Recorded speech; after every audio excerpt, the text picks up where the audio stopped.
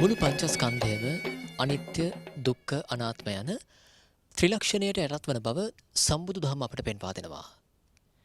එබැවින් සදහවතුනි අපිත් ඇත්ත ඇතිසැටියෙන් දකිමින් තණ්හාව සිඳ දමා මරුට නොපෙනෙන නිවනින් සැනසෙන්නට අප්‍රමාදීව කටයුතු කරමු.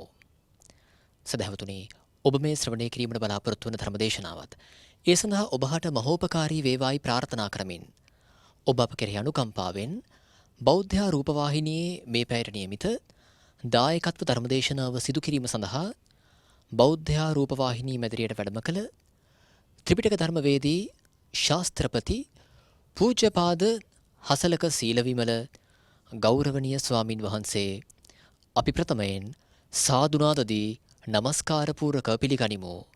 සාදු සාදු සාදු. මෙම ධර්මදේශනාව සඳහා සදැහැති දායකත්වය ලබා දෙනවා එගොඩවත්ත පාර බොරලැස්කමුව පදිංචි හේමා රන්වල මහත්මිය සහ චතුරි දිලනිකා දියණිය. සමන්ත චක්කවාලේසු අත්‍රා ගච්ඡන්තු දේවතා සද්දම්මං මුනි රාජස් සුනන්තු සග්ග මොක්කදං ධම්මස්සවන කාලෝ අයං බදම්තා ධම්මස්සවන කාලෝ අයං බදම්තා ධම්මස්සවන කාලෝ අයං බදම්තා නමෝ තස්ස භගවතෝ අරහතෝ සම්මා සම්බුද්දස්ස නමෝ තස්ස භගවතෝ අරහතෝ සම්මා සම්බුද්දස්ස නමෝ තස්ස භගවතෝ අරහතෝ සම්මා සම්බුද්දස්ස බාරාහවේ පංචක්කන්දා බාරහාරෝච පුග්ගලෝ බාරදානං දුක්ඛං ලෝකේ බාරනික්ඛේපයං සුඛංති. ඒ අපගේ ශාස්ත්‍රූ සම්මා සම්බුදුරජාණන් වහන්සේට අප හැම දිනාගේම নমස්කාරය වේවා. සුපින්වත්නි, ඔබ හැම දිනාම මේ මොහොතේ ධර්ම ශ්‍රවණය කරන්නටයි බණ අහන්නටයි බලාපොරොත්තු වන්නේ. අද දේශනාවේ දායකත්වය එගොඩවත්ත පාර බොරලැස්ගමුවේ පදිංචි හේමා රන්වල මහත්මිය, චතුරි දිලනිකා දියණිය ඇතුළු පින්වත් පිරිස දායකත්වයේ දරනවා. ඒ පින්නතුන්ගේ අරමුණු සිහි කරලා අපි ධර්ම දේශනාව අවසානයේ පුණ්‍යානුමෝදනා කරන්න බලාපොරොත්තු වෙනවා. දැන් ධර්ම ශ්‍රවණය කරන්නට කාලය. පින්වත්නි, මේ අපේ හිත පරිස්සම් කරගන්න අපිට බැරි වුණොත් මේ හිතම තමයි පුද්ගලයන් නිරයට අරගෙන යන්නේ. මේ හිතම තමයි සතර අපායට පුද්ගලයා අරගෙන යන්නේ. ඒ නිසා බුදුරජාණන් වහන්සේ අපිට උගන්වනවා හිත හදාගන්න විදිහ ගැන. කියන්නේ හිත හදාගන්න නැතුව ඇඟ හදාගෙන ඉන්න එක බුදුරජාණන් වහන්සේ අගය කරලා නැහැ. ඒ කියන්නේ ඇඟ ගැන විතරක් නම් හිතන්නේ ඇඟේ ඇඳුම් පැළඳුම්ද ඊට පස්සේ ආයිත්තම් පළඳ ගන්න දේවල් මේ ටික විතරක් නම් ඔළුවේ වැඩ කරන්නේ. ඒ ජීවිතේ බුදුරජාණන් වහන්සේ අගය කරන්නේ හේතුව තමයි මේ කඩමලු ඇඳගෙන හරි කමක් නැහැ. හිත කැලැල් කරගන්න නැතුව ජීවිතේ ගෙවනවා නම් අන්න ඒ වගේ ජීවිතයකට තමයි බුදුරජාණන් වහන්සේ අපිට අනුශාසනා කරන්නේ. ඒ කියන්නේ ඊටාම පිරුවට ඇඳගත්තත් වැඩක් නැහැ. හිත දුර්ගන්ධයක් නම් හිතේ තියෙන නිසා හිත පරිස්සම් කරගන්න නැතුව කොච්චර දන් දුන්නත් වැඩක් නැහැ. කොච්චර බණ ඇහුවත් වැඩක් නැහැ. ඒකට උන්වහන්සේ අපිට උගන්වන්නේ මේ හිත හදාගන්න විදිහ ගැන. ඒකට හිත හැදෙන්නේ නැහැ සිල් රැක්කට. සිල් රැක්කට හිත හැදෙන්නේ නැහනේ. සිල් රකින්න එකෙන් පොඩි උදව්වක් හම්බ වෙන්න පුළුවන්. හිත හැදෙන්නේ සම්පූර්ණයෙන් මේකට අදාළ වැඩපිළිවෙලක් තියෙනවා. ඒ වැඩපිළිවෙල තුල ජීවමාන වෙන්න හිතේ තියෙන කෙලෙස් දූවිලි ටික කැඩි කැඩි යන්න පටන් ගන්නවා. එතකොට මේ හිත බාහිර අරමුණු වලට අහු වුණාට පස්සේ ඒකට බුද්ධ දේශනාව කියන්නේ මායයට අහු වුණා කියලා. දැන් සමහර ස්වාමීන් වහන්සේලාගේ සිද්ධිවල තියෙනවා උන්වහන්සේ හිත පරිස්සම් කරගෙන ඉන්නකොට දැන් සමහර ලාවට බාහිර රූප, ශබ්ද, ගන්ධ, රස, ස්පර්ශ වලින් හිත මේ දූෂණය වෙලා යන්නේ. එතකොට හිත අපිරිසුදු වෙලා යන්නේ, හිත කැලැල් වෙලා යන්නේ බාහිරින් එන දේවල් නිසා. මුලින් හිත ප්‍රභාස්වරයි. පබස්සර මිදම් බික්කවේ උපක්කිලිට්ටේන උපක්කිලිට්ටන් කියලානේ කියන්නේ හිත ප්‍රභාස්වරයි. ප්‍රභාස්වර හිත දැන් පුංචි දරුවෙක්ගේ හිත ප්‍රභාස්වරයි බැලු බැල්මට. ඒ දරුවට ඕලාරික කෙලෙස් මොකුත් නැහනේ. කල්පනා කරන්නෙත් නැහැ. මොනවත් කල්පනා තියනවද මේ මගේ ගෙදර, මේ මගේ කාර් එක, මේ මගේ ඉඩම, අපේ අම්මගෙන් පස්සේ මේක තමයි මට හම්බෙන්නේ. එහෙම එකක් තියනවද පුංචි ළමයෙකුට? නැහැ. ඒ කියන්නේ ඕලාරික එකට කියන්නේ උපාදාන. ඕලාරික උපාදානත් නැහැ. ඊට පස්සේ චේතේති චේතනත් නැහැ ඒ ළමයාට. ඊට අනුව කල්පනා කරන්නෙත් නැහැ. යංච පකප්පේති. ඒ අනුව කල්පනා කරන්නෙත් නැහැ. හැබැයි එහෙම ළමයෙකුත් ආයි ඉපදෙනවා. ඇයි ඉපදින්නේ? අනුසය තිබ්බොත් ඒත් උපදිනවා. හිතේ අනුසය කියලා කොටසක් තියෙනවා. ඒ අනුසය ධර්ම විතරක් තිබ්බත් නැවත උපතක් කරා යනවා. එතකොට අන්නේ හිතේ තියෙන අනුසය ධර්මත් ගලවලා දාන එක තමයි බුදුරජාණන් වහන්සේ අපිට උගන්වන්නේ. එතකොට බාහිර අරමුණු වලට හසු වීම මායයට අහු වුණා වගේ කියලායි උන්වහන්සේ මතක් කරන්නේ. දැන් එක හමුදුරුව කෙනෙක් හිටියා උන්වහන්සේ ළඟට මං හිතන්නේ උන්වහන්සේගේ ගිහි කාලේ ආදරවන්තිය වෙන්න ඇති. ඇවිල්ලා කියනවා උන්වහන්සේ මහාන වුණාම ඇවිල්ලා කියනවා අනේ ඔබ වහන්සේ තරුණයි මාත් තරුණයි අපි දෙන්නම තරුණයිනේ. ඉතින් ඇයි ඔහොම මේ කසාවතක් දරාගෙන මැටි පාත්‍රයක් අතේ තියාගෙන හොඳට තිබුණු කොණ්ඩේ කපලා දාලා ඇයි ඔහොම පිණ්ඩපාතේ යන්නේ? ඉතින් අපි දෙන්නම තරුණ නිසා අපි දෙන්නටම පුළුවන් හොඳ ජීවිතයක් ගෙවන්න. ඉතින් මම ඔබ වහන්සේට යෝජනාවක් කරන්නම් කියනවා. මොකද්ද? ඔබ වහන්සේ මං කියන එක අහන්න කියනවා. අපි ටික කාලයක් ගෙදර ගිහින් අපි දෙන්න හොඳට කාම සම්පත් විඳිමු කියනවා. ඒ කියන්නේ ඒගොල්ලන්ට හොඳට ආර්ථිකයකුත් තියෙන්න ඇති. අපි හොඳට කාම සම්පත් විඳිමු. හොඳට කාම සම්පත් වලින් මුසපත් වෙලා පස්සේ අපි මහාන වෙමු. අපි දෙන්නම මහාන වෙමු කියනවා. එතකොට කාම භෝගී ජීවිතයත් සම්පූර්ණ කළා වෙනවා. ආධ්‍යාත්මයත් සම්පූර්ණ කළා වෙනවා කියනවා. දැන් අද ඔය වගේ කතාවක් කිව්වොත් අහුවෙලා යන්නේ නැද්ද? අහු වෙනවා. ඒතර උන්වහන්සේගේ උදානේ තියෙනවා එදා මට ඒ කාන්තාව ඇවිල්ලා කරපු යෝජනාව දැක්කේ මම හරියට මාරයාට ඕපු උගුලක් වගේ කියන. මං ඒ සිද්ධිය දැක්කේ හරියට මාරයාට ඕපු උගුලක් වගේ කියනවා. මං ඒ උගුලට ආවුන්නේ නැහැ කියනවා. එදා ඒ මාරයාට ඕපු උගුලේ තිබ්බ හැම ගිල දැම්මා නම් මම අදත් මේ මාරයාගේ උගුලෙන් ගැලවීමක් මට නැහැ කියනවා. එතකොට බලන්න බාහිර අරමුණු වලට හසු වීම මාරයාට හසු වීමක් විදියට ධර්මයේ පෙන්වන්නේ. ඒක හරියටම හරිනේ. ඇයි ඒකට ආවුනොත් සංසිඳෙන්නේ නැහැ ආසාව. දැන් බාහිර අරමුණු වලට ආවුනාම සංසිඳෙන්නේ නැහැ. දැන් බලන්න උනා මිනිහෙක් කවදාවත් කියනවද අක්කරයක් ගන්නවා. ඊට පස්සේ ඒ අක්කරේ තවත් වැඩි කරගන්න මිසක් අඩු කරගන්න දඟලනවද? කමන්නේවා මේ පැත්තෙන් වැට ගහගන්න කියලා කියයිද? නෑ. ඒක සංසිඳෙන්නේ නෑ. දැන් උසස් පෙළ ලිව්වම විශ්වවිද්‍යාල උපාධියක් කරගත්තාම එයා බලන්නේ ඊට පස්සේ එතනින් උඩට යන්නේ කොහොමද කියලා. මේ බාහිර අරමුණු වලට හසු වෙවි යන ලෝකේ බුදුරජාණන් වහන්සේ තමයි සම්පූර්ණයෙන්ම හිත නිකලෙස් කරගෙන සංසාර දුක හමාර කරගන්න විදිහ උගන්වන්නේ. ඒකට ඕන කෙනෙකුට පුළුවන්.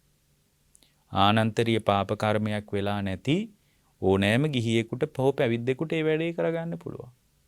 දැන් අපිට හොඳටම තේරෙනවා ඔය සරකාණි වගේ ශාක්‍යයෝ හිටියා. ඒගොල්ලෝ ටිකක් මදු විතට ඇබ්බැහි වෙච්ච අය. සරකාණි කියන්නේ හොඳම බේබද්දෙක් අපේ වචන වලින් කිව්වොත්. එයා හොඳටම බීලා හිටපු කෙනෙක්. අහුන ගමන් ඒ කියන්නේ හිටි ගමන් දවස් ගණන් කාණු වල වැටිලත් ඉන්නවලු. ඉතින් එයා උදෙත් බීලා ඉඳලා තියෙනවා. හවස බුදුරජාණන් වහන්සේ ළඟට ගියා බණ ඇහුවා. ඉතින් එයා මැරුණා. එදා රෑ මැරිලා තියෙනවා. එදා ධම්සභාවේදී බුදුරජාණන් වහන්සේ කියනවා සරකාණි ශාක්‍යයා මේ සුගතිය ගියා කියලා. ඒතකොට ওই කතාව වේගයෙන් පැතිරිලා ගියා. ඇයි පැතිරිලා ගියේ? මේ බේබද්දෙක් සුගතිය ගියා කියනවා බුදුරජාණන් වහන්සේ. දැන් උන්වහන්සේම කියනවා සීල විපත්තිය බලපෑව දුගතිය යනවා කියලා. දැන් මේ පැය 24ෙම කොයි වෙලෙත් බීගෙන හිටියේ මිනිහෙක් උන්වහන්සේ දුගතිය ගියා කියනවනේ. කියලා ওই කතාව ලැබුගින්නක් වගේ පැතිරිලා ගියා.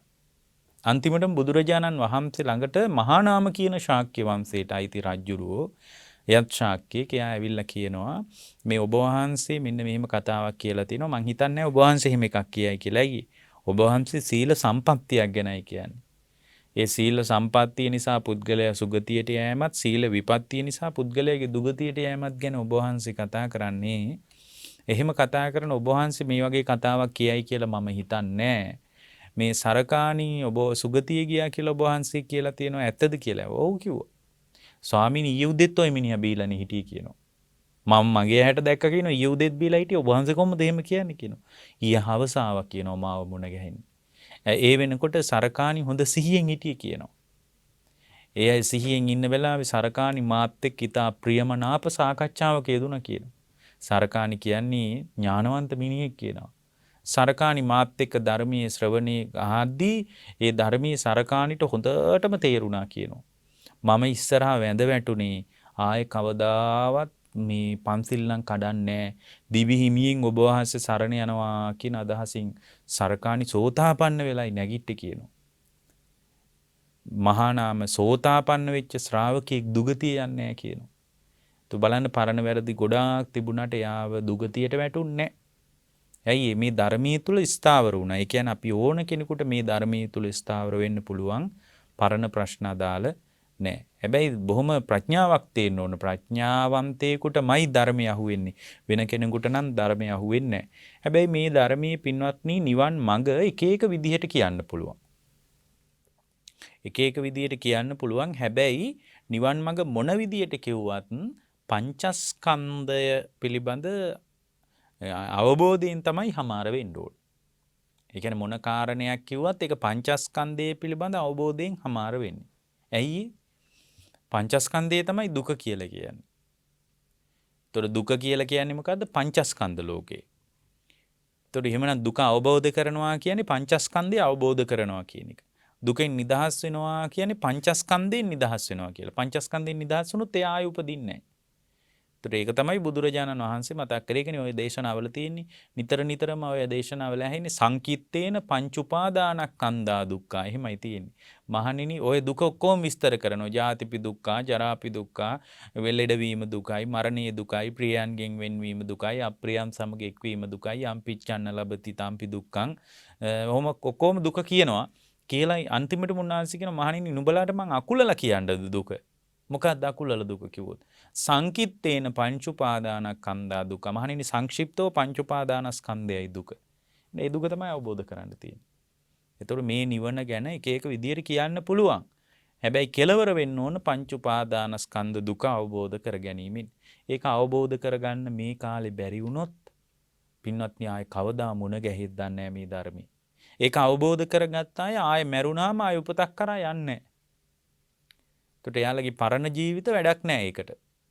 දැන් ඔකට හරි ලස්සන දේශනාවක් තියෙනවා. එක තැනක තියෙනවා සාරිපුත්ත මහරහතන් වහන්සේත් කොට්ටිත හාමුදුරුවොත් අතර සාකච්ඡාවක් ඇති වෙනවා. ඒ සාකච්ඡාවේදී සාරිපුත්ත හාමුදුරුව අහනවා මේ සාරිපුත්ත හාමුදුරන්ගෙන් අහනවා කොට්ටිත හාමුදුරුව අහන්නේ මේ ස්වාමීනි සාරිපුත්තයන් වහන්සේ සිල්වත් භික්ෂුවක් විසින් කුමන ධර්මයක්ද විමසන්න ඕන? ඒ කියන්නේ සීලයක් දියුණු කරන කෙනෙක්. දැන් අපි හිතනවා සීලයක් දියුණු කරාම ඒකෙන් ධර්මයේ මේ දැන් පොයේට පන්සලට ගියාම එහෙම පුළුවන් කියලා අපි හිතනවා. ඒ වුණාට මේ එයා මොන වගේ ධර්මයක්ද විමසන්න ඕන ආනෝ. එතකොට උන්වහන්සේ මතක් කරනවා සාරිපුත්ත හාමුදුරුවෝ කියනවා හැවැත් කොට්ටිතේනි මේ පංචස්කන්ධය අනිත්‍ය වශයෙන් ඒ කියන්නේ මේ සිල්වත් භික්ෂුවක් සීලයක් දියුණු කරන කෙනෙක් විසින් පංචස්කන්ධය අනිත්‍ය වශයෙන් දුක් වශයෙන් ගඩුවක් වශයෙන් හුලක් වශයෙන් පීඩාවක් වශයෙන් ආබාධයක් වශයෙන් ශූන්‍ය දෙයක් වශයෙන් අනාත්ම දෙයක් වශයෙන් යම් ශ්‍රාවකෙක් නුවණින් විමසුවොත් අන්නේ නුවණින් විමසීම නිසා එයා සෝවාන් වෙනවා කියලා. අන්න බලන්න අපිට අහුන්නේ නැති එකක් ඒක. අපි හිතුව මෙච්චර සිල් රැක්කාම සෝතාපන්න වෙනවා කියලා. බණ ඇහුවාම සෝවාන් වෙනවා කොහොම? බණ ඇහිම තුලත් මේ කතාව අල්ලගත්තොත් විතරයි සෝවාන් වෙන්නේ. ඇයි මේ දේශනාවේ තියෙනවා සාරිපුත්ත හාමුදුරුවෝ විමසනවා සාරිපුත්ත හාමුදුරුවන්ගෙන් අහන්නේ සිල්වත් භික්ෂුවක් විසින් මොන වගේ ධර්මයක් විමසන්න ඕනද? එතකොට උන්වහන්සේ මොකද්ද කියන්නේ? ආයුෂ්මතුනි සිල්වත් භික්ෂුව පංචස්කන්ධය අනිත්‍ය වශයෙන් දුකක් වශයෙන් හුලක් වශයෙන් ගඩුවක් වශයෙන් අනාත්ම දෙයක් වශයෙන් පීඩාවක් වශයෙන් ආබාධයක් වශයෙන් ශූන්‍ය දෙයක් වශයෙන් මගේ වසඟේ පවත්වන්න බැරි දෙයක් වශයෙන් කල්පනා කළොත් අන්නේ කල්පනා කරන කෙනා සෝතාපන්න වෙනවා කියලා. ඊට පස්සේ උන්වහන්සේ යනවා හොඳයි සාරිපුත්තයන් වහන්සේ සෝතාපන්න වෙච්ච කෙනෙක් මොන වගේ ධර්මයක්ද විමසන්න ඕනේ. එතකොටත් උන්වහන්සේ කියනවා සෝතාපන්න වෙච්ච කෙනෙක් පංචස්කන්ධේම අනිත්‍ය වශයෙන්, දුක් වශයෙන්, පීඩාවක් වශයෙන්, ගඩුවක් වශයෙන්, හුලක් වශයෙන්, ආබාධයක් වශයෙන්, අනුන්ට අයත් දෙයක් වශයෙන්, ශූන්‍ය දෙයක් වශයෙන්, අනාත්ම දෙයක් වශයෙන් කල්පනා කරනකොට තමයි සකෘදාගාමි වෙන්නේ කියනවා. ඊට පස්සේ සකෘදාගාමි වෙච්ච කෙනා මොකද්ද කල්පනා කරන්න ඕනano ආයුෂ්මතුනි සකෘදාගාමි වෙච්ච කෙනත් පංච උපාදානස්කන්ධයේම දුකක් වශයෙන් අනිත්‍ය දෙයක් වශයෙන් හුලක් වශයෙන් ගඩුවක් වශයෙන් ශූන්‍ය දෙයක් වශයෙන් ගැඹුරු දෙයක් වශයෙන් ආබාධයක් වශයෙන් අනුන්ට අයත් දෙයක් වශයෙන් අනාත්ම දෙයක් වශයෙන් කල්පනා කරනකොටයි අනාගාමි වෙන්නේ කියනවා. ඊට පස්සේ යනවා අනාගාමි වෙච්ච කෙනෙක් මොකද්ද? එතකොට උන්වහන්සේ ඒකමයි කියන්නේ. දැන් උන්වහන්සේ ඒක භාවිතා කරන කෙනෙක්නේ. ඒ කියන්නේ සාරිපුත්තහරු රහත් වෙච්ච කෙනෙක්. ඒතර උන්වහන්සේ ප්‍රායෝගිකව රහත්ත්වයේ අත්දැකපු කෙනෙක්. නිකම් මේ පොතෙන් බණ අහලා බණ බලලා කියන කෙනෙක් නෙමෙයි. උන්වහන්සේ කියනවා මේ අනාගාමී වුණාට පස්සෙත් ඒ අනාගාමී වෙච්ච කෙනා පංචස්කන්ධයේම අනිත්‍ය වශයෙන්, දුක් වශයෙන්, ගඩුවක් වශයෙන්, හුලක් වශයෙන්, ගැඹුරු දෙයක් වශයෙන්, පීඩාවක් වශයෙන්, ආබාධයක් වශයෙන්, ශූන්‍ය දෙයක් වශයෙන්, අනාත්ම දෙයක් වශයෙන් කල්පනා කරනකොටමයි කියනවා අරහත්ත්වයටපත් වෙන්නේ. ඊට පස්සේ උන්වහන්සේ අහනවා මේ රහත් වෙච්ච කෙනෙක්ගේ ස්වාමීනි මොකද්ද එයාගේ කල්පනාව අහනවා. දැන් අරහත් වෙලානේ දැන්. රහත් වෙච්ච එතකොට කියනවා මේ මහා අවැත් කොට්ටිතේනි මේ අරහත්වයට පත් වුණු කෙනෙකුත් පංච උපාදානස්කන්ධය අනිත්‍ය වශයෙන්, දුක් වශයෙන්, ගඩුවක් වශයෙන්, හුලක් වශයෙන්, පීඩාවක් වශයෙන්, ආබාධයක් වශයෙන්, අනුන්ට අයත් දෙයක් වශයෙන්, ශූන්‍ය දෙයක් වශයෙන්, අනාත්ම දෙයක් වශයෙන් කල්පනා කරනකොට ඒ කල්පනා කරන එක නිසා දිට්ඨ ධම්ම වේදිනිය සුඛ විහරණයෙන් ඒ භික්ෂුව කාලේ ගෙවනවා. රහත් වෙලා. නමුත් රහත් වෙච්ච කෙනෙක්ගෙත් ඒ කල්පනාව තියෙන්නේ කියනවා. ඇයි එහෙම කල්පනාවක් තියෙන්නේ? එතකොට මේ උන්වහන්සේගේ ජීවිතය තුළ අනේ මම මෙබඳු දුකකින් නේද නිදහස් වුනේ. පංචස්කන්ධ දුක ගඩුවක් හුලක් අනිත්‍ය දෙයක් අනාත්ම දෙයක් ශූන්‍ය දෙයක් වශයෙන් දකින්නකොට ඒ රහතන් වහන්සේ ඒ කියන්නේ අන්තිම දැනීම මාත්‍රය පවා විදර්ශනා කර කර ඉන්නේ. රහත් තුන කෙනෙක්. ඒ අන්තිම දැනීම මාත්‍රේ විදර්ශනා කර කර ඉන්නකොට උන්වහන්සේට කල්පනා වෙනවලු අනේ මම මෙබඳු දුකකින් නේද නිදහස් වුනේ. මෙබඳු දුකකින් නේද මම මේ සමාර කරගත්තේ කියලා දිට්ඨ ධම්මවේදිනිය සුඛ විහරණයකට උන්වහන්සේපත් වෙනවලු. ඒතර දැන් තේරෙනවද මේ අපි එක එක බණ කතා කළාට එක එක ඒවා කතා කළාට මේ බුදුහාමුදුරුවෝ කියාපු අරහත්ත්වය සාක්ෂාත් කරගන්න කෙනෙක් පංච උපාදානස්කන්ධය ගැනම විමසීමෙන් තමයි අවබෝධයටපත් වෙන්න තියෙන්නේ. ඒකින් තොර කවුරු හරි කියනවා නම් අවබෝධයටපත් වෙනවා කියලා නේතං ඨානං විජ්ජති. එහෙමයි ධර්මයේ තියෙන මහණෙනි එක වෙන්න බැරි කතාවක් කියනවා. ඒතර මේ කතාව අහගත්ත බොහෝ දෙනෙක් ඒ කාලේ රහත් වුණා. ඒගොල්ලෝ සමාජයට අභිධර්මී දන්නේ නැහැ. ඒගොල්ලෝ සමහර විට සූත්‍ර ගොඩාක් දන්නෙත් නැහැ. ඒ ගොඩක් ඕනේ නැහැ මේ බුණහන්සේ කියනෝනේ පංච උපාදානස්කන්ධයමයි අනිත්‍ය වශයෙන්, දුක් වශයෙන්, ගැඹුරක් වශයෙන්, ගඩුවක් වශයෙන්, හුලක් වශයෙන්, ශූන්‍ය දෙයක් වශයෙන්, අනාත්ම දෙයක් වශයෙන්, පීඩාවක් වශයෙන්, ආබාධයක් වශයෙන් දකින්න ඕන. ඒ දැක්ම තුලමයි අරහත්ත්වේ සාක්ෂාත් වෙන්නේ කිව්වම මේක එක බණකින් සමහර අය කරගත්තා. එතකොට එයා දැනගත්ත හැම වෙලාවකම ක්‍රියාත්මක වෙන පංචස්කන්ධ ලෝකයේ පිළිබඳ එයා දැනගත්ත පින්වත්නි. එතකොට මේ පංචස්කන්ධ ලෝකයේ පිළිබඳ යම් කෙනෙක් ගැඹුරු අවබෝධයකට පත් වෙනවා නම් ඒ පත් වෙන කෙනා ස්ථීරව ඒක හරියට මේ වගේ පින්වත්නි. මහණෙනි අරුණෝදේ නැගුණොත් ඒකාන්ත වශයෙන් ඒක කියන පණිවිඩයක් තියෙනවලු ඉර පායනවා කියලා. අරුණෝදේ කියන පණිවිඩය මොකද්ද? ඉර පායනවා කියන එක. මහණෙනි යන්නේ ඒ වගේ අරුණෝදේ නැගුණොත් ඉර පායන එක ස්ථිරයි වගේ මේ මානසිකාරයේ තිබ්බොත් මාර්ගඵල ස්ථිරයි කියනවා. මේ කියන්නේ පින්වත්නි මේ ඕලාරික මේ බැඳීම් ටික ඔක්කොම දුර වෙලා යනවා. එයාට තේරෙනවා මේ නාම රූප ටිකක් විතරයි ක්‍රියාත්මක වෙන්නේ කියලා තේරෙනවා. මේකේ මේ සත්වයක් පුද්ගලයෙක් නැහැ. මේ සත්වයේ පුද්ගලයෙක් කියලා ඇල්ලුවේ මගේ තියෙන නොදන්නාකමට ඇත්තටම මේ පංචස්කන්ධ ධර්ම ටිකක් හටගෙන නිරුද්ධ වෙවි අනේකක් තමයි මේ සත්වයා පුද්ගලයා කියලා කියන්නේ කියලා තේරෙන්න පටන් ගන්නවා. එතකොට එයාට තේරෙනවා මේ නාම රූප ධර්ම ටිකක්මයි ක්‍රියාත්මක වෙන්නේ කියලා. නෙමෙයි අපි තුල ක්‍රියාත්මක වෙන්නේ නාම රූප ධර්ම ටිකක්. එතකොට මේ නාම රූප ධර්ම ටිකක් ක්‍රියාත්මක වෙන එක අපට තේරෙන්නේ නිකන් සත්වයක් පුද්ගලයෙක් වගේ. මේ නාම රූප කියලා ධර්ම ටිකක්මයි ක්‍රියාත්මක වෙන්නේ. ඒක අපිට තේරෙන්නේ නැහැ පින්වත්නි. එතකොට මේක හරිම අමාරු වෙන්නේ මේ ස්කන්ධ නිරුද්ධ වුණාට. ඒ කියන්නේ ස්කන්ධ නිරුද්ධ වෙවි යනවා. දැන් මේක මම කියන එක ටිකක් ගැඹුරුයි. නමුත් මේක උදව් වෙයි නිතර අහන්න. එතකොට ස්කන්ධයන් නිරුද්ධ වෙවි ගියත් පින්වත්නි පංචස්කන්ධයෙන් හැදෙන සංඥාව නිරුද්ධ කරන එක ලේසි නෑ. අන්න ඒකයි අමාරු. ස්කන්ධයන් හටගෙන නිරුද්ධ වෙනවා. දැන් මේ වෙලාවෙත් ඒක වෙනවා. පංචස්කන්ධයක් හටගෙන මොනවාද පංචස්කන්ධය කියන්නේ? රූප, වේදනා, සංඥා, සංකාර, විඥාන. ඔය ටික තමයි පංචස්කන්ධය. ඕක මගේ දන්නේ ඔය පංචස්කන්ධ ධර්මයේ මගේ නොදන්නා කමට ඒවා උපාදානෙ වෙනවා මට. එතකොට ඒකට කියනවා පංච උපාදානස්කන්ධය කියලා. ඒවා මට උපාදානීය වෙනවා. රූපේ මගේ කියලා මට උපාදානීය වෙනවා. වේදනාව මගේ මේ වේදනාව මම තමයි විඳින්නේ. වේදනාවයි මමයි කියන්නේ එකනික්. යන්න එහෙම හිතෙනවා. සංඥාව මගේ කියලා හිතෙනවා. සංඥා වශයෙන් අඳුනගන්නේ රූප සංඥා, ශබ්ද සංඥා, ගන්ධ සංඥා, රස සංඥා. මේවා මගේ කියලා හිතෙනවා. රූප සංඥා මේ මම, මේ මගේ මහත්ය, මේ මගේ දරුවා, මේ මගේ ගෙදර මේ ඔක්කොම උපාදානීය වෙනවා. එතකොට මේ උපාදානයේ බීම නිසාම මේ සංඥා උපාදානස්කන්ධයක් බවට පත් වෙනවා. එතකොට සංස්කාර මේ ඒවා මුල් කරගෙන ඇති වෙන සිතුවිලි තියෙනවානේ. ඒ සිතුවිලි මගේ කියලා එයා ඊට පස්සේ නොදන්නා කමට ඒ සිතුවිලි වලටත් ආදරය කරන්න පටන් ගන්නවා. ඒ සිතුවිලි වලටත් ආදරය කරනවා. ඒ සිතුවිලි වලට ඒක සංකාරස්කන්ධය. ඒක උපාදානීය වෙනවා. මෙන්න මේ විදිහට ඇති වෙන මේ හැඟීම් ටිකක් ඇත්තටම උපාදානීය වෙනවා. මේ ලෝකේ තියෙන දෙයක් නෙමේ.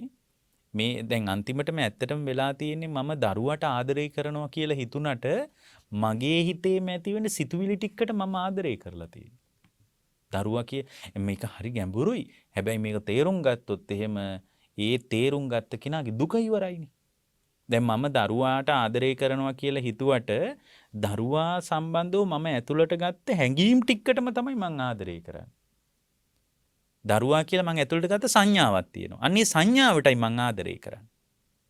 සමහරට ඒ දරුවා මගේ දරුවා නොවෙන්නත් පුළුවන්. අපි ඔය නිතර පාවිච්චි කරන උදාහරණය. දැන් දැන් රෝහලේදී දරුවා මාරු වුණොත්. දැන් බලන්න මේක හැංගීමකටමයි ආදරය කරන්න කියන එක හොඳට තේරෙනවා. හිතන්න දැන් රෝහලේ එක වෙලාවක ළමයි දෙන්නෙක්ම හම්බුණා කියලා. එතකොට මේ ළමයි දෙන්න මොකක් හරි නිසා මාරු වෙනවා. මාරු වුණාට පස්සේ දැන් ඔබට හම්බ වෙන්නේ ඔබේ දරුවා නෙමෙයි වෙන දරුවෙක් හම්බ වෙන්නේ. එතකොට ඔබට අර සෙනෙහස උපදිනව නේද? මේන් ඔයාගෙන් උපදුණු දරුවා කියනකොට අර සෙනෙහස ඔක්කොම උපදිනවා. ඊට පස්සේ මේ සෙනෙහ එයා ඒ සංඥා ටික දා ගන්නවා. මගේ දරුවගේ ඇස් දෙක මෙහෙමයි. මගේ දරුවගේ කට මෙහෙමයි. මගේ දරුවගේ කොණ්ඩේ මෙහෙමයි. මගේ දරුවගේ කටහඬ මෙහෙමයි කී එයා දා ගන්නව නේද? රූප සංඥා, මගේ දරුවගේ සුවඳ මෙහෙමයි, ගන්ධ සංඥා. මේද ඇතුළට ගන්නවා සංඥා. ඊට පස්සේ ඇතුළේ හැදෙනවා දරුවා කියලා එකක්. දරුවා කියලා සංඥාවක් ඇතුළේ හැදෙනවා. එතකොට මේ පංචස්කන්ධයෙන් හැදෙන සංඥාව ඒක නිරුද්ධ කරන එක ලේසි නෑ. ඊට පස්සේ මේ දරුවට අනුව තමයි එළිය දරුව ගලපන්නේ. එතකොට එයා දන්නවා ඇතින් යනවා මේ මගේ දරුවගේ කටහඬ. ඔය අපි ඇතින් එනකොට දන්නවා මේ මගේ දරුවගේ රූපේ. එතකොට එයා ඒක අනික දරුවටත් ඒක ඔබනවා නේද පොඩි කාලය ඇතුළට. දරුවට ඒක කවනවා දරුවට. මේ බලන්න පුතා අම්මට hina වෙන්නේ, කො අම්මට අතවන්නන්න, අම්මට කතා කරන්න කී කවනවා නේද ඒක. එතකොට ඊට පස්සේ මේ ඇතුලේ ඉන්න දරුවට අනුව එළියේ ඉන්න දරුවා හැම වෙලාවෙම අපි ගලප බලනවා. ඒ ගලපනකොට ගැලපුණොත් හරි, නොගැලපුණොත් ඉවරයි. එතකොට දැන් මේක ගලප බලනකොට දැන් මේ කතාව ගැඹුරු උනත් තේරුම් ගන්න එක වැදගත්. දැන් බලන්න ඊට පස්සේ දැන් එයාගේ ඇත්තම දරුවා හම්බ වෙනවා කියලා හිතමු. එයාගේ කුසෙන්ම බිහි වෙච්ච ඇත්තම දරුවා එයාට හම්බ වෙනවා. දැන් ඒ දරුවා හම්බුනාට සෙනෙහසක් උපදිනවද? දැන් යා තමයි ඇත්තම දරුවා. උපදිනවද? උපදින්නේ නැහැ. ඇයි? ඒ කියන්නේ මම ඇතුළට දාගත්ත හැඟීම් ටිකකටම තමයි මම ආදරය කරන්නේ. එයාගේ කුසෙන්ම වදාපු දරුවා හම්බුණත් අර සෙනෙහස උපදින්නේ නැහැ. එතකොට පින්වත්නි මේ පංචස්කන්ධ ලෝකයක් අපේ තියෙන අවිද්‍යාව නිසා ඇති මේ හැම වෙලාවකම හටගෙන නිරුද්ධ වෙලා යනවා. නාම රූප ධර්ම ටිකක් ඇති වෙලා දැන් පංචස්කන්ධය කියන එක නාම රූප ටිකන්නේ ක්‍රියාත්මක වෙන්නේ. මේ නාම රූප ධර්ම ටිකක් හටගෙන නිරුද්ධ වෙවි යනවා. ඒකමයි වෙන්නේ. දැන් මේ ඉස්සරහා මලක් තියෙනවා. දැන් මේ මල දැක්කහම දැන් මේ වෙලාවේ පංචස්කන්ධ ධර්මයක් හටගෙන නිරුද්ධ වෙනවා. එච්චරයි. දැන් මේ මල දැක්කම අඳුන ගන්නවා මල. ඔන්න චක්කු විඥානය පහළ වෙනවා. ඇහෙන් චක්කු විඥානය ඇති වෙනවා. ඔන්න විඥාන ස්කන්ධයක් ඇති වෙනවා ඇහි. ඒතර දකින්නකොට ඇහි විඥානයක්නේ හටගන්නේ. මේක දැක්කාම දැන් රෝස මලක් දකින්නවා කියලා හිතන්න. ඒතර රෝස මල දැක්කාම ඔන්න චක්කු විඥානේ පහළ වෙනවා. චක්කු විඥානේ පහළ වුණාට වැඩක් නැහැ. නාම රූප කියන දෙකම ඒ වෙලාවේ එකතු වෙන්න ඕන. නාම රූප කියලා දෙකම එකතු වුණාම තමයි ඇස ආයතනයක් වෙන්නේ. නැත්තම් ඇස ආයතනයක් වෙන්නේ නැහැ. නාම රූප ප්‍රත්‍යයෙන් තමයි ආයතන හයක් හටගන්නේ. නාම රූප පච්චය සලආයතනං කියලානේ කියන්නේ. නාම රූප ප්‍රත්‍ය කරගෙන ආයතන හයක් හට ගන්නවා. නාම රූප කියලා ඒවා නැත්තම් ආයතන වෙන්නේ නැහැ. ඒතර මේව දැනගන්න ඕන ඉස්සෙල්ලා. දැන් ආයතන 6 කියන්නේ ඇස කන නාසය දිවකය මනස. ඒතකොට මේ ඇස් දැන් මේ වෙලාවේ ඔබට කන ආයතනයක් වෙලා තියෙනවා නම් දිව ආයතනයක් වෙලා නැහැ. ඇයි? දිව මුල් කරගෙන නාම රූප කියලා දෙකම හට ගන්න ඕන. මොනවද දිව මුල් කරගෙන ඇති වෙන නාම රූප? ඒ කියන්නේ නාම රූපේ කියන්නේ පඨවි ධාතු, ආපෝ ධාතු, තේජෝ ධාතු, වායෝ ධාතු කියන සතර මහා ධාතුන්ගෙන් හටගත් එක තමයි රූපේ කියන්නේ. ඒතකොට මේ රූපේ තිබ්බට වැඩක් නැහැ මොකුත්. කට ඔහොම තිබ්බට වැඩක් නැහැ. ඇස් ඔහොම තිබ්බට වැඩක් නැහැ. අපේ අවිද්‍යාවට අපි හිතනවා ඇහැට තමයි පේන්නේ කියලා. ඇහැට පේන්නේ නැහැ පින්වත්නි. අපිට නොදන්නාකමට අපි හිතනවා ඇහැට පේන්නේ කියලා. නමුත් ඇහැ මුල් කරගෙන හැඟීම් ටිකක් ඇති වෙන. හැඟීම් ඒ නාම ධර්ම ටිකටයි ආදරය කරන්නේ, ආසා කරන්නේ කියලා අපිට තේරෙන්නේ නෑ. අපි හිතනවා ඇහැටනේ පේන්නේ කියලා. ඇහැට පේන්නේ නැහැ. ඒ කියන්නේ ඇහැට පේන්නේ නැහැ කියන්නේ ඇහැ නිකන් කණ්ණාඩියක් වගේ වෙයි තියෙනවා එච්චරයි. එතකොට ඇහැ මුල් කරගෙන ඇති වෙනවා වේදනා, සංඥා, චේතනා, පස්ස, මනසිකාර කියලා නාම ධර්ම ටික. අනිත් නාම ධර්ම ටික එකතු වෙනකොට අන්න රූපයක් තියෙනවා ඇහැ. පඨවි ධාතු, ආපෝ ධාතු, තේජෝ ධාතු, වායෝ ධාතු වලින් හැදිච්ච රූපේ තියෙනවා ඇහැ. ওই විදිහටම තියෙනවා. ඒකට නාම ධර්ම ටික එකතු වෙන්න ඕන. වේදනා, සංඥා, චේතනා, පස්ස, මනසිකාර. ඔන්න ඔය පහත් එකතු වුණාම තමයි පේන්නේ. නැත්තම් පේන්නේ නැහැ. ඔය පහ එකතු වෙලා තියෙන්නේ මේ වෙලාවේ කනට නම් ඇහෙට පේන්නේ නැහැ. ඒ කියන්නේ ඇස කියන්නේ ඉන්ද්‍රියක් විදියට මේ වෙලාවේ ක්‍රියාත්මකයි. ඉන්ද්‍රිය ආයතනයක් වෙන්න නම් මේ දෙක එකතු වෙන්න ඕන. දැන් මේ වෙලාවේ ඔබට කන ආයතනයක්. ඇයි? මං කියන ඒවා ඔබට ඇහෙනවා. එතකොට ඔබගේ කනත් හොඳට තියෙනවා. කන මේ රූප කොටසක් තියෙනවා හොඳට. ඒකට වේදනා, සංඥා, චේතනා, පස්ස, මනසිකාර කියන නාම ධර්ම ටිකත් කන මුල් කරගෙන ඇති වෙලා තියෙනවා. එතකොට දැන් නාම රූප දෙක තිබ්බොත් ඒකට මොකද්ද කියන්නේ? ඒකට ආයතනයක් කියනවා. දැන් මේක ධර්ම කාරණයක්යි අල්ලගන්න. මේ කවදා හරි උදව් වෙයි. ඔන්න නාම රූප එක එකතු වුණොත් දැන් කන ආයතනයක් වුණාට ඔබට මේ වෙලාවේ දිව ආයතනයක් නෙමෙයි. ඇයි? දිව සම්බන්ධ වූ නාම රූප ක්‍රියාත්මක නැහැ මේ වෙලාවේ. ඒ නිසා ආයතනයක් වෙන්න නාම රූප කියලා දෙකම තියෙන්න ඕන. ආයතනයක් වුණාම තමයි තණ්හාව නිෂ්පාදනය කරන්නේ. ආයතනවල මොන හරි නිෂ්පාදනය කරනවනේ. රෙදි හදන ආයතන තියෙනවා. මේ ඊට පස්සේ රත්තරන් බඩු හදන ආයතන තියෙනවා. කෑම හදන ආයතනවල මොන හරි නිෂ්පාදනය කරනව නේද? ඔන්න ඔය ආයතනේ තමයි තණ්හාව නිෂ්පාදනය කරන්නේ අපේ අවිද්‍යාව නිසා. ඒ නිසා ඇස කන නාසය දිවකය මනස කියන ආයතන හරහා අපි හැම වෙලාවකම තණ්හාව නිෂ්පාදනය කරනවා. ඒතර ඇස කන නාසය දිවකය මනස කියන ආයතන වල යථා ස්වභාවය තේරුම් ගත්තාන් පස්සේ ඒ යථා ස්වභාවය තේරුම් ගත්ත ඇස කන නාසය දිවකය මනස වැඩෙන්න පංචස්කන්ධ ධර්මයක් අපේ අභ්‍යන්තරේ මෝරනවා. ඒක මෝරන්නේ නැහැ කියන්නේ පුනර්භවයේ හදන භව තණ්හාව මෝරන්නේ. භව තණ්හාව නැත්තම් ආයෙ ඉපදින්නේ නැහැ. ඔක තමයි ක්‍රමේ. ඒතර ඕක එක එක විදියට කියන්න පුළුවන්. දැන් රෝස මලක් දකින්නකොට දැක්කහම අපි හිතනවා රෝස මල තමයි ලස්සන. රෝස මලේ තමයි සුවඳ තියෙන්නේ. අපිට එහෙමනේ හිතෙන්නේ. ඒතර එයා මල සුවඳ කරලා බලනවා. ඒතර මලේ සුවඳක් තියෙනවා. එයා හිතනවා මලේමයි සුවඳ තියෙන්නේ කියලා. නමුත් පින්වත්නි මේක මගේ ඇතුලේ ඇති වෙච්ච හැඟීම් ටිකක්මයි. ඇයි බලන්න හොඳට කල්පනා කරලා මම මේ කියන එක. මේක හැම වෙලාවකම ගලපන්න. අපි හිතනවා පොළොස් වල තමයි රහ තියෙන්නේ කියලා. අපිට හිතනවා මාළු වල තමයි රහ තියෙන්නේ කියලා. අපි එක්ක හිතනවා අපිට දිවේ රහ දිවට තමයි රහ දැනෙන්නේ කියලා. එහෙනම් මැරිච්ච මිනිහෙක්ගේ දිවට පොලොස් කෑල්ලක් තියලා බලන්නකෝ. එහෙමනම් නාම ධර්ම එකතු වුණාට පස්සේ නේද මේ රහ දැනෙන්නේ? හොඳට බලන්න දැන් මොන පොලොස් කෑල්ලක් කනවා කියලා හිතන්න. කනකොට ඔන්න ජීවහා විඥානය ඇති වෙනවා. දිව තිබ්බට වැඩක් නැහැ. ජීවහා විඥානය ඇති වෙන්න ඕන. ඒ කියන්නේ ජීවහා විඥානය ඇති වුණොත් තමයි ස්පර්ශ වෙන්නේ. දිව තියෙන්නත් ඕන, රසය තියෙන්නත් ඕන, ජීවහා විඥානය තියෙන්නත් ඕන. මෙන්න මේ කාරණා තුන එකතු වෙන්න ඕන. ඇස තියෙන්නත් ඕන, රූප තියෙන්නත් ඕන, ඇසේ විඥානය. ඒකට කියන්නේ චක්කු විඥානය. එකක් තියෙන්න ඕනේ. ඒ තුනම එකතු වුණාම ඒකට කියනවා ස්පර්ශය කියලා. ඔය තුන එකතු වුනේ නැත්නම් ස්පර්ශ වෙන්නේ නැහැ. අනිත් එක තමයි එක තැනක ස්පර්ශ වෙනකොට තව තැනක ස්පර්ශය දැනෙන්නේ නැහැ. දැන් ඇසේ ස්පර්ශය තියෙනවා කියලා හිතන්නකෝ. ඒ ඇසේ ස්පර්ශය තියෙන වෙලාවට කනේ ස්පර්ශය නැහැ. ඒකයි මම කිව්වේ ඇස ආයතනයක් නම් කන ආයතනයක් නෙමෙයි කියලා. මම ඉස්සෙල්ලා කිව්වේ කන ඉන්ද්‍රියක් කියලා. ඇයි ඇස මුල් කරගෙන නාම රූප හට ගත්තද කන මුල් කරගෙන නාම රූප නෑ එතන. ඒකයි මම කිව්වේ අර දැන් මේ වෙලාවේ ඔබට ඇස මුල් කරගෙන ඒතකොට කෙනෙක් කියන්න පුළුවන් නෑනේ. ඔබ වහන්සේ කියන එකත් ඇහෙනවා. ඔබ වහන්සේ පේනවනේ අපිට. එහෙම හිතනව නේද? හරි දිවේ නන්නේ අපි දැන් කන්නේ නෑනේ මුකුත්. ඒ වුණාට හාඳුරු කියන එකත් අපිට ඇහෙනවා. ඔබ වහන්සේ කියන එකත් ඔබ වහන්සේත් පේනවා අපිට. ඒතර ඊළඟට මම දැන් අනික් පැත්තට කියනවා ඇසේ ස්පර්ශය යම් තැනක තිබ්බොත් ඒක කනේ ස්පර්ශය නෑ කියලා. ඇති වෙන නැති වෙන වේගය අල්ලන්න බෑ අපිට. අන්න ඒකයි. අපිට හිතන්නේ එක දිගට පවතිනවා කියලා මේක. එක දිගට පවතින්නේ නෑ පින්වත්නි. ඇති වෙලා නැති වෙලා යනවා. ඒක අපිට හොයන්න බෑ. එච්චරට වේගවත් මේක. ඒ වේගය අල්ලන්න බෑ. ඒක හරියට අපිට පේන්නේ එකටම තියෙනවා වගේ. ඒකට දැන් පෑන් එකක් කරගෙනකොට ඒ කරගෙන වේගය වැඩිකමට අපිට පේන්නේ මොකද්ද? අපිට පේන්නේ රවුමක් වගේ එකක්. මේ වේගයෙන් ඇති වෙලා නැති වෙලා යන එක නිසා අපිට හොයන්න බෑ මේක මොකද්ද කියලා. මේ ක්‍රියාවලිය දැන් බුදු කෙනෙක් කියපු නිසා අපි දන්නවා. මේක ඒ කියන්නේ බුදු කෙනෙක් මේ කතාව අපිට කියපු නිසා අපිට තේරෙනවා. නමුත් මේකේ වේගයෙන් ඇති වෙන දැන් අර ඒ කාලේ තිබිලා තියෙනවා අර මේ චිත්‍රපටි පෙන්වන ක්‍රමයක්. ඒ යන්ත්‍රයට මම දන්නේ නැහැ මොකද්ද කියන්නේ කියලා. ඒක තියෙන්නේ සම්පූර්ණයෙන්ම මේ ඒක ඒ පටියේ තියෙන ඒක අර දෙපැත්තෙන් කැරකෙන විදිහට හදලා බොහොම පරණ එකක් ඒක. ඒකේ තිබිලා තියෙන නිකන් මේ පටියක්. ඒ පටියේ තනින් තන රූප රාමු තියෙන්නේ. එතකොට ඒක කැරකෙනකොට අර රූප රාමු ටිකක් කැරකෙනවා. කැරකෙනකොට ඇත්තටම චලනයක් වෙනවා. එතකොට හිතෙන්නේ ඇත්තටම මිනිහෙක් නටනවා වගේ. නමුත් ඇත්තටම පේන්නේ අර ඒක කැරකෙන වේගයට ඇත්තටම පේන්නේ රූපරාමු ගොඩාක් තියෙනවා මේ පටියේ. ඒ රූපරාමු ගොඩාක් තියෙන නිසා ඒක කැරකෙන වේගයට ඒ රූපරාමු නටනවා වගේ පේන්නේ. නමුත් ඇත්තටම ඒක නටන්නේ නැහැ. අර රූපරාමු එකින් එක රූපරාමු ටිකක්මයි ක්‍රියාත්මක වෙන්නේ. අන්න ඒ වගේ මේක එකටම වෙනවමයි හිතෙන්නේ අපිට. කැරකෙන මේ කියන්නේ ඇති වෙන නැති වෙන වේගය වැඩිකමට. දැන් මේ වෙලාවට චක්කු විඤ්ඤාණයත් ඇති වෙනවා, සෝත විඤ්ඤාණයත් ඇති වෙනවා. එතකොට චක්කු විඤ්ඤාණයේ ප්‍රත්‍යයෙන් මේ තුන එකතු වෙලා ස්පර්ශය එතනත් හට ගන්නවා. ඒක ඒ ස්පර්ශය තිබ්බොත් සෝත විඤ්ඤාණේ නෑ.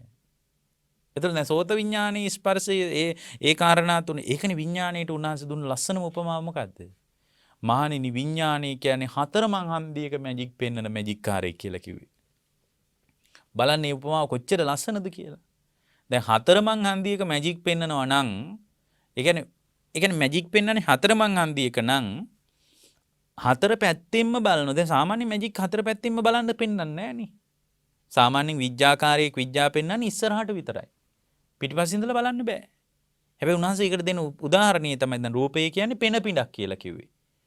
ඒ කියන්නේ පෙන පිඬක් කියන්නේ හටගෙන නැති වෙලා යන පෙන පිඬ. වේදනාව කිය දිය බුබුලක් වගේ. අර දිය බුබුල නගින්නේ හටගෙන නැති වෙලා යනවා. ඊට පස්සේ පින්වත්නි සංඥාව මිරිඟුවක් කියලා කිව්වේ. අපි ඇත්තම එකක් හොයනවා. අපි හොයනවා මේ මගේ දරුවා, මේ මගේ ගෙදර, මේ මගේ ඉඩම, මේ මෙහෙම හොයනවා අපි සංඥා. නමුත් එහෙම එකක් නැහැ. සංඥාව මිරිඟුවක් කියලා කිව්වේ. සංකාර වලට කිව්වේ කෙසල් කඳක් කියලා. අරටුවක් හොයන්න බෑ සංඥාවේ. හරයක් හොයන්න බෑ. විඥානේ මායාවක් කියලා කිව්වේ. ඇයි විඥානේ මායාවක් කිව්වේ? අල්ලන්න බෑ. හතර පැත්තෙන්ම බලනවලු.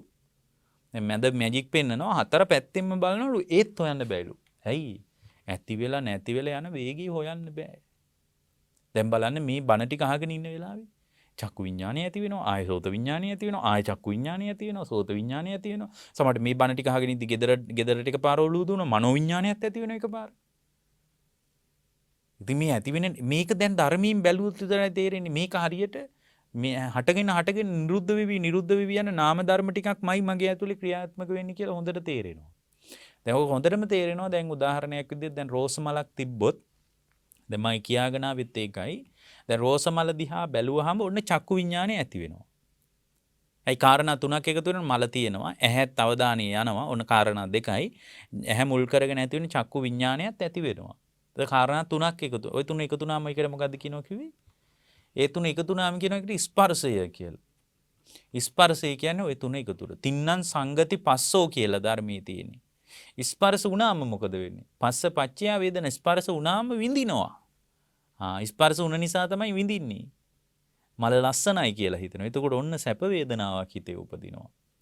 අපේ ගෙදර තියෙන මල තරම් මේ මල ලස්සන නෑ කියලා හිතෙනවා. අන්න ඒක ASCII නිකන් අමනාප බවක් හිතේ ඇති වෙනව නේද?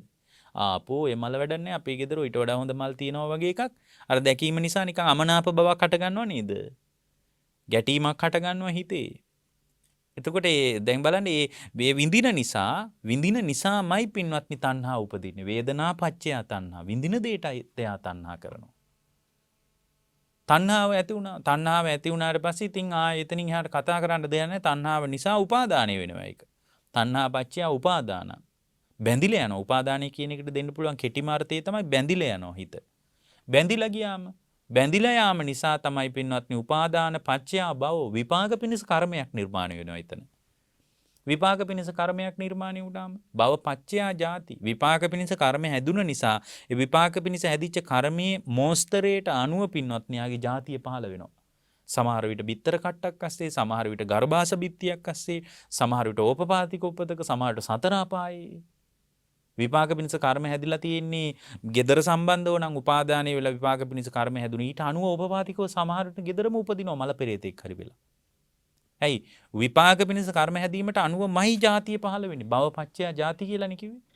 ඊට පස්සේ ජාතිය පහළ වීමට අනුවමයි පින්වත්නි ජරා මරණ ශෝක පරිදේව දුක් දොමනස් ඔක්කොම හට ගන්න. ඇයි ජාති පච්චය ජරා මරණ ශෝක පරිදේව දුක්ඛ දොමනස් උපායස් කිය. දැන් බලන්න මේක කොච්චර ඇත්ත කතාවක්ද කියලා. දැන් මේ කතාව ගැඹුරුයි. මේක එහෙම කිව්වට තේරෙන්නේ නැහැ.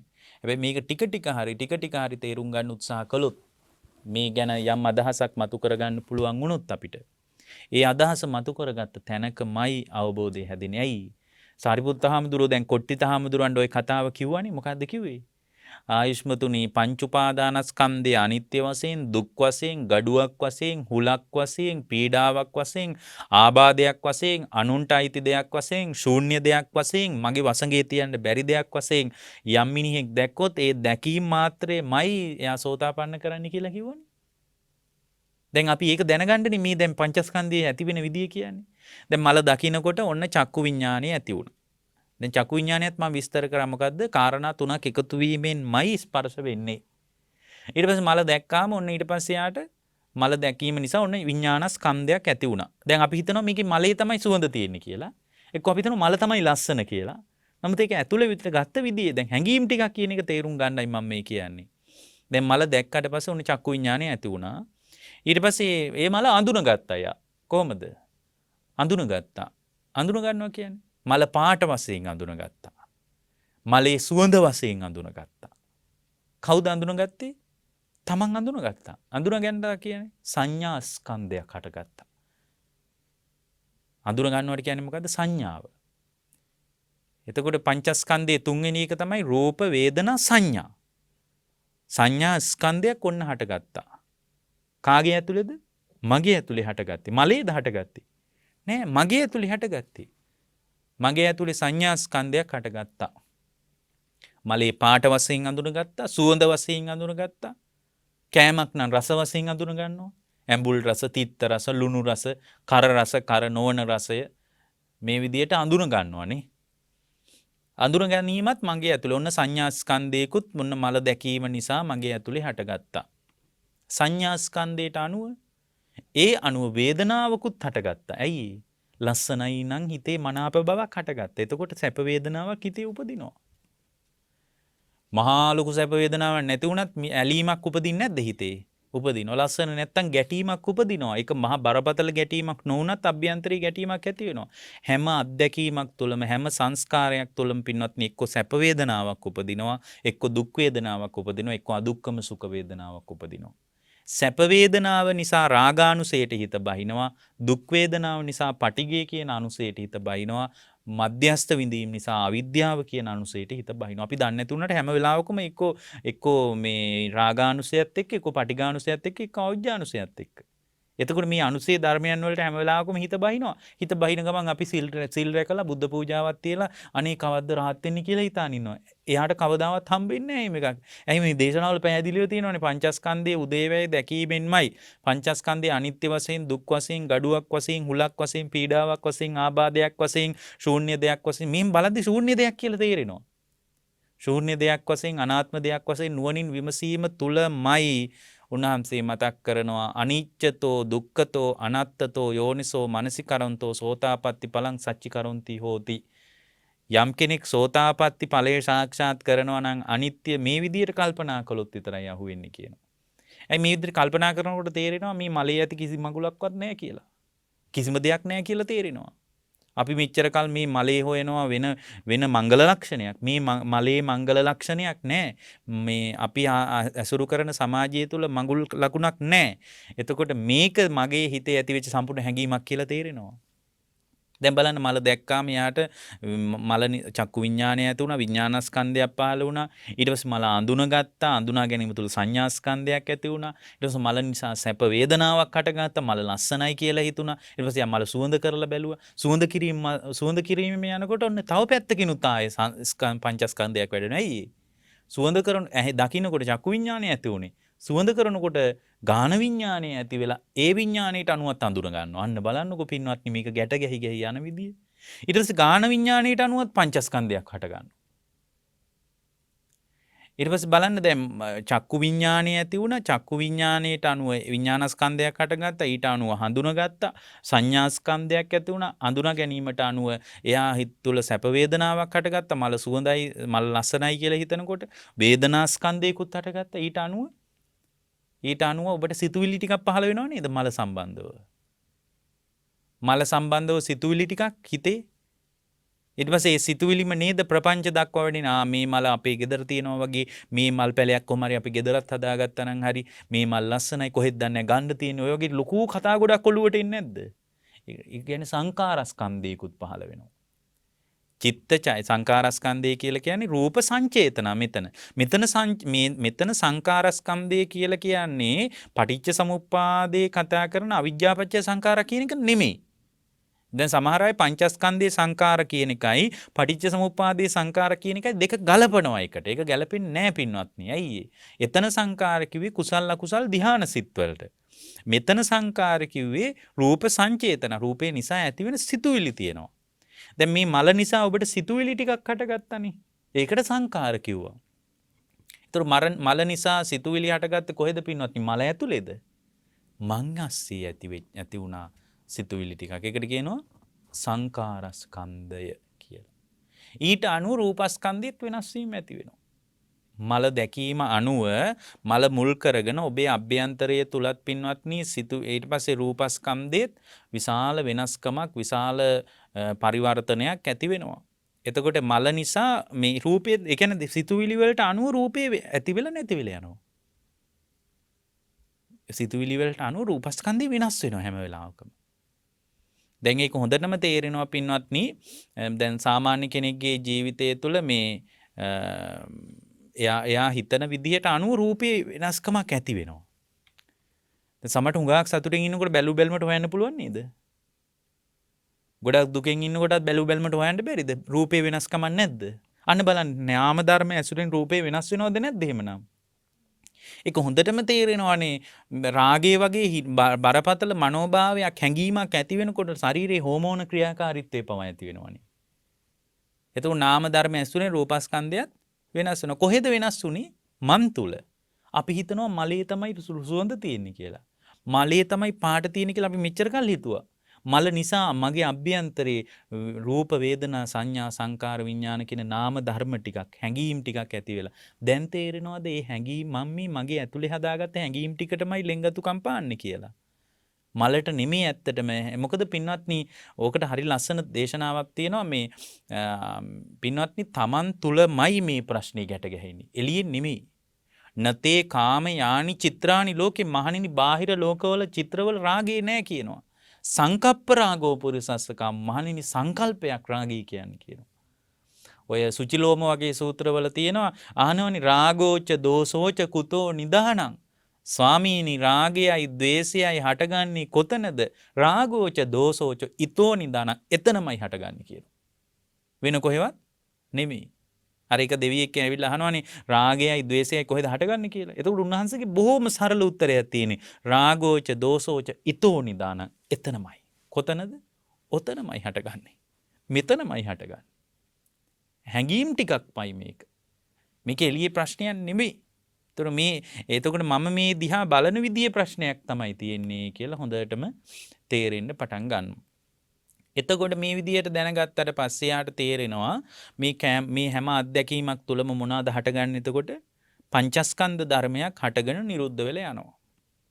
හටගෙන නිරුද්ධ වෙනවා. හටගෙන නිරුද්ධ වෙනවා. එච්චරයි. එතකොට හටගෙන නිරුද්ධ වෙනකොට අපිට මේක තේරෙන්නේ නැතිකමට අපි හිතනවා නෑ එළියෙමයි කෑමෙමයි රහ තියෙන්නේ. එළියෙමයි තියෙන්නේ. එළියෙමයි මේ ප්‍රශ්නේ තියෙන්නේ. එක්ක හිතනවා ඇහෙමයි අරුබුදේ තියෙන්නේ. එක්ක රූපේමයි තියෙන්නේ කියලා හිතනවා. ඇහැයි රූපයයි දෙක එකතු වීම නිසා ඇතිවෙච්ච අභ්‍යන්තර අරුබුදේ අපිට පේන්නේ නෑ. මේ නාම ධර්ම ටිකක් හටගෙන නිරුද්ධ වෙනවා කියලා අපිට තේරෙන්නේ නෑ පින්වත්නි. එතකොට මේ තණ්හාව කියන එක එතකොට ඒ නිසාම තමයි බලන විදිහ අනුවයි අර්බුදය ඇති වෙන්නේ. රහතන් වහන්සේලාත් රූප දකිනවා. රහතන් වහන්සේලාට ශබ්ද ඇහෙනවා. නමුත් උන්වහන්සේලා ඒක ඇතුළට ගන්න විදිහේ ප්‍රපංච වැඩෙන්නේ නැහැ. දැන් අපේ තියෙන අර්බුදේ තමයි අපි ඇතුළට ගන්නකොට අපේ තියෙන අවිද්‍යාව නිසා ඒ ඇතිවෙච්ච වේදනාවටත් ආසා කරනවා, හඳුනගත්ත දෙයටත් ආසා කරනවා, සංස්කාරයටත් ආසා කරනවා, ඒක ඇතුළට අරගෙන දුන්න විඥාණයටත් ආසා කරනවා. ඒ ආසා කිරීම නිසාම ප්‍රපංච ලෝකයක් නිර්මාණය වෙනවා. තණ්හා මාන දිට්ටි වශයෙන් එයාගේ ජීවිතේ ප්‍රපංච වැඩෙන්න පටන් ගන්නවා පින්වත්නි. මේක තමයි ඇත්තටම වෙන්නේ. හැම වෙලාවකම මෙහෙමයි. එතකොට මේ අත්දැකිනකොට තමයි මනාප අමනාපකම් ගොඩ නැගෙන්නේ. ඇත්තටම ඒතොන මේක බලන්න ඕන තමන්ට බලනකොට තේරෙනවා මං තුලත් නාම රූප ධර්ම ටිකක්මයි ක්‍රියාත්මක වෙන්නේ කියලා. එතකොට අපි එළියටත් බලනවා. කොහොමද බලන්නේ? අජ්ජත්තිකං වා කායේ කායනුපස්සී විහෙරති. මහණෙනි ඇතුළට බලන්න කියනවා, බහිද්ධාවා එළියටත් බලන්න කියනවා. ඇයි? මම තුල සත්පුද්ගල භාවයේ දුරු වෙලා එළිය සත්පුද්ගල භාවයේ වැඩුණොත් ඒත් වැඩක් නැහැ. දැන් සමහර අය ඉන්නවා මේක ඇතුළට බලනකොට මම තුල නෑ නාම රූප ටිකක්මයි ක්‍රියාත්මක වෙන්නේ. මේ දකින්න දේවල්, අහන දේවල්, දැනෙන දේවල්, හිතන දේවල් නිසා පංචස්කන්ධයක් මා තුලමයි ඇති වෙලා නැති වෙලා යන්නේ කියලා හිතනවා. නමුත් එළිය සත්පුද්ගල භාවයේ වැඩෙනවා. ඒ නිසා එළියටත් බලන්න ඕන කොහොමද? දරුව තුල ක්‍රියාත්මක වෙන්නේ මේ හැඟීම් ටිකක්මයි. බිරිඳ තුලත් නාම රූප ධර්ම ටිකක්මයි ක්‍රියාත්මක වෙන්නේ. මගේ අම්මා තුලත් පංචස්කන්ධ ධර්මයක් හටගෙන නිරුද්ධ වෙවි යනවා කියලා එයා තේරුම් ගන්නවා. එළියටත් බලනකොට මේක දෙපැත්තට බලනකොට හිතේ විතර්ක වලට ඉඩක් නැතුව නිවෙන්න පටන් ගන්නවා තමයි.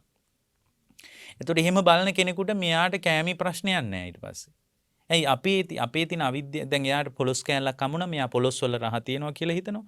දැන් පොල් සම්බෝලේ තමයි රහ තියෙන්නේ කියලා හිතනවා. ඇයි මෙයා දන්නේ නැතිකමට?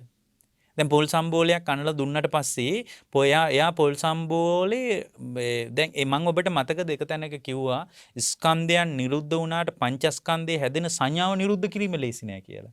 ස්කන්ධයන් නිරුද්ධ වෙලා යනවා කොහොම හටගෙන නිරුද්ධ වෙනවනේ.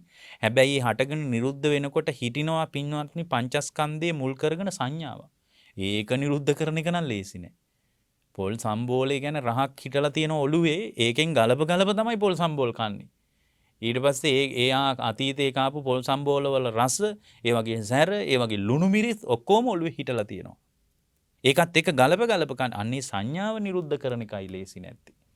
පංචස්කන්ධයක් කොහොමත් හටගෙන නිරුද්ධ වෙලා යනවා. හැබැයි දැන් බලන්න පොල් සම්බෝලයක් කනකොට පොල් සම්බෝලේ කෑමාස්සේ ජීවහා විඥානය ඇති වෙනවා. අපි හිතනවා පොල් සම්බෝලෙමයි රහ තියෙන්නේ කියලා. පොල් සම්බෝලේ දිවයි දෙක එකතු වෙලා ජීවහා විඥානයයි තුනම එකතු වෙලා ඒ තුන එකතු වෙනකොට කිව්වා ඒකට ස්පර්ශය කියලා අපිනේ. ස්පර්ශය නිසා ඔන්න ස්පර්ශය වෙනකොට ජීවහා විඥානය ඇති වෙනකොට විඥානස්කන්ධයක් හටගත්තා. පොල් සම්බෝලේද හටගත්තේ. නෑ මන් තුලනේ හටගත්තේ. මම තව උදාහරණයක් කියන්නේ. මේකම තේරුම් ගන්න. මොකද මේ සාරිපුත්තහාරු කියපු කතාවේ මේ කතාව තියෙනවනේ. එතකොට ජීවහා විඥානය ඇති වෙනකොට දිවේ විඥානය ඇති වෙනකොට අණු විඥානස්කන්ධයන් මන් තුල ඇති වුණා. එතකොට ජීවහා විඥාණයට අණුව පින්වත්නි එයා ඊට පස්සේ එයා රස වශයෙන් අඳුනගත්තා. මොනවද අඳුනගත්තේ? ඇඹුල් රස, තිත්ත රස, ලුණු රස මෙහෙම අඳුන ගන්නවා. අම්බිලම්පි විජානාති, කාරිකම්පි විජානාති, ලෝණකම්පි විජානාති කිය ධර්මයේ තියෙන්නේ. ලෝණකම්පි විජානාති ලුණු රසය අඳුන ගන්නවා. අකාරිකම්පි විජානාති කර නෝන රසය අඳුන ගන්නවා. අඳුන ගන්නකොට සංඥා ස්කන්ධයන් මන් තුල වැඩෙනවා. පොල් සම්බෝලයක් එළියේ හොයනවා. එළියේ පොල් සම්බෝලේ රහ හොයනවා. මන් ඇතුළේනේ සංඥා ස්කන්ධයක් වැඩෙන්නේ. ඒ සංඥා ස්කන්ධයේ වැඩෙනකොට පින්වත්නි ඒ පොල් සම්බෝලේ නිසා සැප වේදනාවක් උපදින්නේ නැද්ද? උපදිනවා. රසයි අම්මා හැදුවා වගේ. අපේ අම්මත් ඔහොම තමයි හදන්නේ කියා රහ කරන්නේ නැද්ද? එතකොට සැප වේදනාවක් හිතේ හට ගන්නවා. රස නෑ. අපේ අම්මා මෙහෙම නෙමෙයි හදන්නේ. අපේ අම්මා හැදුවනම් ඊට වඩා හොඳට හදනවා කියලා අර පංචස්කන්ධයේ මුල් කරගෙන හැදුණු සංඥාවත් එක්ක ගලප බලනවා. ඊට පස්සේ ඔන්න එතකොට දුක් වේදනාවක් හට ගන්නවා. අම්මා හැදුවා නම් හොඳයි. මෙයා හදලා තියෙන විදිය හරි නෑ වගේ නිකන්. එතකොට සංඥා ස්කන්ධයට අනුව ඒකට අනුව පින්වත්නි සැප වේදනාවක් හෝ දුක් වේදනාවක් හට ගන්න ඕන වේදනා ස්කන්ධයකුත් ඇති වෙනවා මා තුල. කොයිද පොල් සම්බෝලේද හටගත්තේ? මා තුල හටගන්නේ. ඊට අනුව සිතුවිලි ටිකක් හට ගන්නවා. රස සංචේතනායකට කියලා කියන්නේ. දිව මුල් කරගෙන ඇති වෙන චිත්ත චෛතසික ධර්ම කියලා ඔකට කියන්නේ. අභිධර්මයේ පැත්තෙන් මොකට කියනවා නම් වේදනා චෛතසිකයයි සංඥා චෛතසිකයයි අයින් කරාට පස්සේ ඉතුරු චෛතසික 50. ඕක අපිට තේරෙන්නේ ඔහොම කිව්වට. එතකොට මේ විදිහට රස සංචේතන ඇති වෙනවා. රස මුල් කරගෙන සිතුවිලි සංකාරස්කන්ධයන් මන් තුල ඇති වෙනවා. ඊට අනුව රූපස්කන්ධය වෙනස් වෙනවා. එතකොට අපි පොල් සම්බෝලේ නෙමෙයි මේ ප්‍රශ්නේ තියෙන්නේ කියලා දැන් තේරෙනව නේද? පොල් සම්බෝලේ නිසා මගේ අභ්‍යන්තරේ රූප වේදනා සංඥා සංකාර විඥාන කියන පංචස්කන්ධ ධර්මයක් හට ගන්නවා නිරුද්ධ වෙනවා. හට ගන්නවා නිරුද්ධ වෙනවා. එතකොට දැන් මෙහෙම මේක ඇත්තරම තේරුණාට පස්සේ යාට පොල් සම්බෝල හම්බුණත් එකයි යවහල් හම්බුණත් එකයි. ඒකනේ බුදුරජාණන් වහන්සේ යවහල් වළඳලා සනීපෙට සැතපුණේ. උන්වහන්සේ විශේෂ අදහසක් තිබ්බේ නැහැ. ඒ නිසා මෙන්න මේ කතාව හොඳින් තේරුම් ගන්න පින්වත්. පුද්ගලයාගේ බර කියන්නේ පංචස්කන්ධ බරමයි. බාරහාරෝච පුද්ගලෝ මේ පුද්ගල භාවයමයි සත්ව පුද්ගල භාවයේ මගේ කියන හැඟීමමයි මේ බර උස්සගෙන ඉන්නේ පින්වත්. බාරදානං දුක්ඛං ලෝකේ මේ දුකින් නිදහස් වෙනවා නම් මේ බර බිම තියන්න ඕන පින්වත්නි. බර බිම තියපු කෙනා තණ්හාව සිඳලා ආපු කෙනා තමයි සම්පූර්ණයෙන්ම මේකෙන් නිදහස් වෙන්නේ. ඒ නිසා ඔබ හැම දිනාටම මේ දේශනාව ගැඹුරුයි තමයි. හැබැයි බොහොම සරලව අපි කිව්වේ හැම අත්දැකීමක් තුළම පංචස්කන්ධ ධර්මයක් හටගෙන නිරුද්ධ වෙවි යන විදිය බලන්න. බලාගෙන ඉද්දි නිවෙන්නේ. බලාගෙන ඉද්දි ඔබේ අභ්‍යන්තරේ නිවෙනවා. කැළඹෙන්නේ නැහැ. දන්නව හැම වෙලාවකම නාම රූප ධර්ම ටිකක් හට ගන්නවා නිරුද්ධ වෙනවා. මගේ අවිද්‍යාවට මම මේකට තණ්හා කරනවා, වෛර බඳිනවා, ආසා කරනවා කියලා තේරෙනවා. ඔබ හැම දිනාටම ජීවිත අවබෝධයේ පිණිස, ධර්ම අවබෝධයේ පිණිස මේ ධර්ම දේශනාව උපකාර වේවා. පින්වත්නි, අද මේ දේශනාවේ දායකත්වයේ දරන්නේ හේමා රන්වල මහත්මිය සහ චතුරි දිලනිකා දියණිය එගොඩවත්ත පාර බොරලැස්කමු ලිපිනේ පදිංචි ඒ පින්නතුන් විසින් තමයි අද දායකත්වයේ දරන්නේ. ඇත්ත බලාපොරොත්තු වෙනවා තෙවසරකට පෙර මිය පරලෝකීය HG සෝමසිරි පියාණන්ට සහ WC විජේතිලක පියාණන්ට එවැගේම ධර්ම දේශනාවට සම්බන්ධ වූ හැම දෙනාගේම නමින් මියගිය සියලු ඥාතීන්ට අනුමෝදන් කරන්න බලාපොරොත්තු වෙනවා. තෙවසරකට පෙර මිය පරලෝකීය HG සෝමසිරි පියාණන් ප්‍රදානව හේමා රන්වල මහත්මියගේ නමින් සහ චතුරි දිලනිකා මහත්මියගේ දියණියගේ නමින් මිය පරලෝකීය සියලු ඥාතීන්ටත් ධර්ම ශ්‍රවණය කරපු ඔබ හැම දිනාගේම නමින් මියගේ සියලු ඥාතීන්ටත් මේ පින් උපකාර වේවා. හැම දිනාගේම භවගාමී සසර සුවපත් වේවා. හැම දිනාගේම ජීවිතයට ධර්මයේ පිහිට පිළිසරණ සැලසේවා. නමින් මියගේ සියලු ඥාතීන්ට නිවන් පිණිසම මේ දේශනාමේ කුසල් බලවත් වේවා කියලා අපි අදිෂ්ඨාන කරනවා. ඒ වගේම දේශකයන් වහන්සේ වූ අපටත් සියලු මහා සංඝරත්නයටත් ඒ වගේම යොහාන් විජේතිලක මහතා සහ මහත්මියගේ විවාහ සංවත්සරයට ආශිර්වාද පින්කමක් විදිහට මේ දේශනාව සිද්ධ කරනවා. ඒ ඇත්තන්ටත් අපි ආශිර්වාද කරනවා. ඒ වගේම සහභාගී වුණු සියලු ඥාති මිත්‍රාදීන්ට පවුල්වල හැම දිනාටම ධර්ම ශ්‍රවණය කරපු ලක්වාසී ලෝවාසී හැම දිනාටම හේමා රන්වල මෙතිනිය ප්‍රදාන පවුලේ හැම දිනාටමත් මේ පින් උපකාර වේවා. සියලු පින් උපකාර වීම තුලින් ඔබ හැම දිනාගේම ජීවිතයට ධර්මයේ පිහිට පිළිසරණ යහපත අභිවෘද්ධිය සැලසේවා. මේ ගෞතම බුදුසසුනේදීම වහවහ චතුරාර්ය සත්‍ය අවබෝධ වේවා කියලා අපි අදිෂ්ඨාන කරනවා. ඒ වගේම සියලු දෙවියන්ට අනුමෝදනා කරනවා. සියලු දෙවියෝ අප රට ජාතිය සම්බුද්ධ ශාසනයේ ගෞතම බුදුසසුන ආරක්ෂා කරත්වා. සියලු දෙවියන් මේ පින් ආවර්ජනය කරමින් සතුටු වෙත්වා. විශේෂයෙන්ම බෞද්ධ මාධ්‍ය ජාලයේ නිර්මාතෘවරයන් වහන්සේ වන නම කියන්න අවසරයි පින්වත් දරණාගම කුසල ධම්මනායක ස්වාමින් වහන්සේ ප්‍රදාන සියලු මහා සංඝරත්නයටත් අවබෝධයේ පිණිසම නිවන් පිණිසම මේ උතුම් දේශනාව නිවන් දොරටුවක්ම වේවා කියන අදිෂ්ඨානයෙන් අපි දේශනාව නිමා කරනවා. ඔබ හැම දිනාටම තෙරුවන් සරණයි.